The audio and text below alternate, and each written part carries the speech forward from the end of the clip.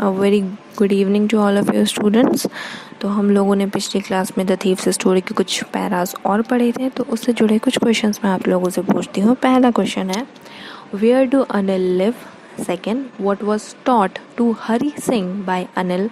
Third, how did Hari Singh made a profit of about a rupee?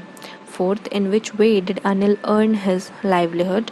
Fifth, what type of men robbed easily and with whom does a robber faces difficulty? तो उम्मीद कर सकती हूँ मैं आप सभी से कि आप लोग जल्द से जल्द मुझे इन क्वेश्चंस के आंसर करके दिखाएंगे। अब द थीफ स्टोरी की आगे की कुछ पैरास हम लोग पढ़ते हैं। Anil was asleep. A beam of moonlight stepped over the balcony and fell on the bed. I sat upon the floor, considering the situation. If I took the money, I could catch the 10:30 express to Lucknow. Sleeping out of the blanket, I crept up to the bed. Anil was sleeping peacefully. His face was clear and unlined. Even I had more marks on my face, though mine were mostly scarce.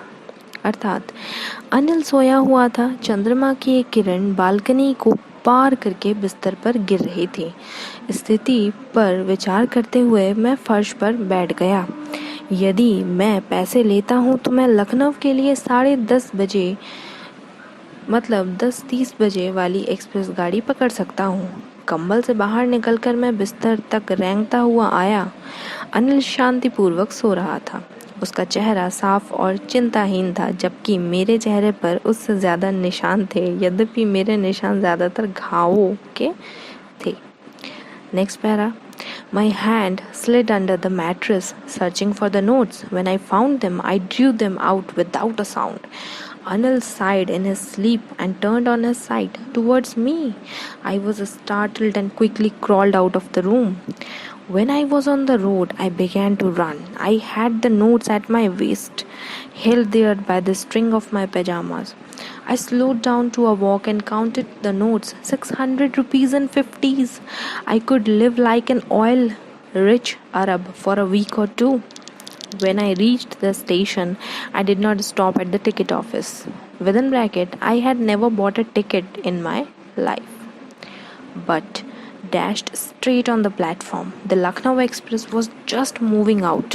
The train had still to pick up speed, and I should have been able to jump into one of the carriages, but I hesitated for some reason I cannot explain, and I lost the chance to get away.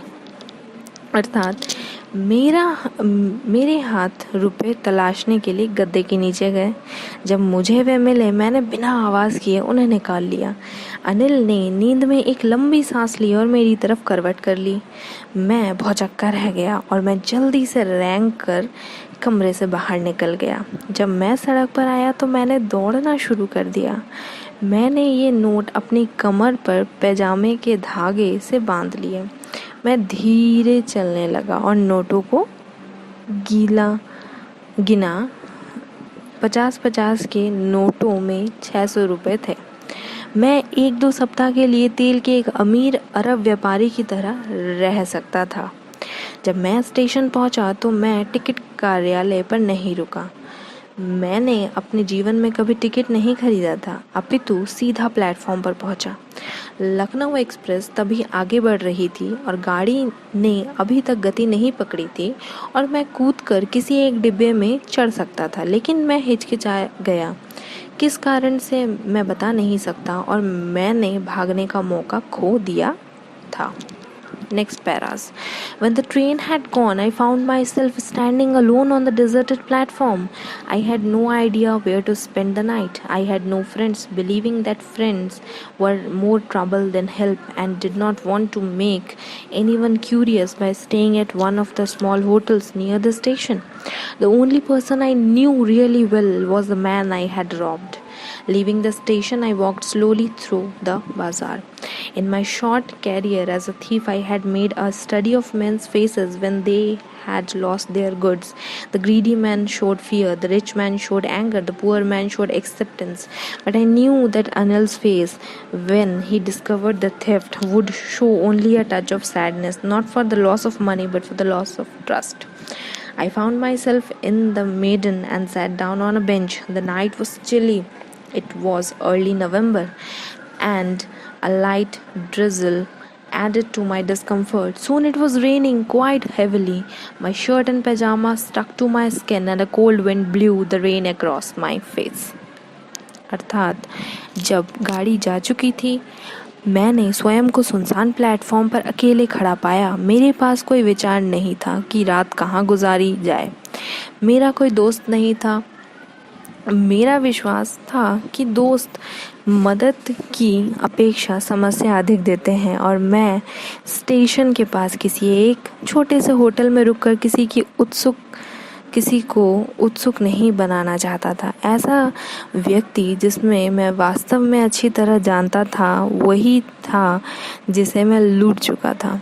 Station को छोड़कर मैं बाजार में धीरे धीरे चलने लगा। चोर के रूप में मेरे एक छोटे से कार्यकाल में मैं कई लोगों के चेहरे पड़ चुका था जब उनका सामान खो चुका होता है। लालची व्यक्ति भय दिखाता है, अमीर व्यक्ति गुस्सा दिखाता है, गरीब व्यक्ति स्वीकारोक्ति दिखाता है। लेकिन मैं जानता था कि अनिल का चेहरा जब उससे चोरी का पता चलेगा, उदासी की एक झलक भर दिखाएगा। पैसे के खो देने पर नहीं, परंतु विश्वास के खोने पर। मैंने अपने आप को मैदान में पाया और एक बेंच पर बैठ गया। रात बहुत ठंडी थी। नवंबर की शुरुआत थी और हल्की सी बूंदाबांदी में मेरी मुश्किल और बढ़ा दी। जल्द ही तेज़ बारिश होने लगी। मेरी कमीज़ और पैजामा मेरी त्वचा से चिपक गया और एक ठंडी हवा मेरे चेहरे पर बारिश के थपेड़े मारने लगी। तो ये कहानी यहीं तक, आगे की कहानी दूसरी क्लास में। धन्यवाद।